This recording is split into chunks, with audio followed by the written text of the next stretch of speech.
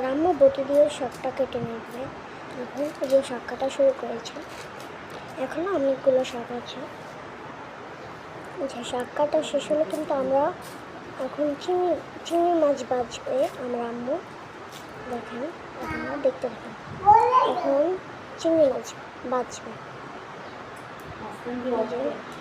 শাক কাটা শেষ, চিংড়ি মাছ বাজছে।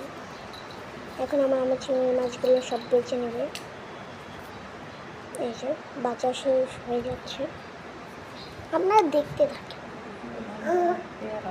চিংড়ি মাছ বাচ্চাও শেষ হয়ে গেছে।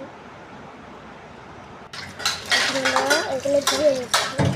এই যে চিংড়ি মাছগুলো অনেকটা ধুয়ে রয়েছে, তাও আমি ভালো ভালো করে অনেক সুন্দর করে ধরেছি। আচ্ছা, ধোয়া শেষ। এখন আমরা ধোয়া আসার কাজ করবো, যেটা আম্মু পেঁয়াজ মরিচ কেটে তারপর এটাকে লাল লাল করে কিন্তু ভালোভাবে নেড়েছে ভেজে নিচ্ছি। তখন আমাদের ভাজা শেষ। আমাদের লাল করে ভাজা হয় না, এরপরে পরে ভেজে নিচ্ছি। এখন আমাদের লাল লাল করে ভাজা শেষ। মাছগুলো ভেজে নেবো। এখন পানি দিয়ে নেবো। এরকম এডিট করা গান দিতাম, তাই এই যে অল্প পানি।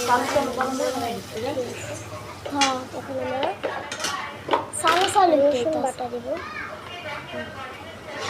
এগুলোকে আমরা দিয়ে মরিচের গুঁড়ো দিয়ে নেব, একটু হলুদের গুঁড়ো দিয়ে নেব।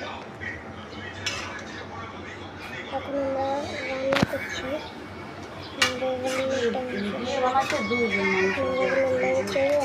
একজনকে আমার রান্না, আরেকজন রাধু। রান্নাটা শেষ। যে এখন আমরা শাক হয়ে গিয়েছে, এখন আমরা কষাচ্ছি। এখান থেকে কিন্তু অনেকটা উঠছে।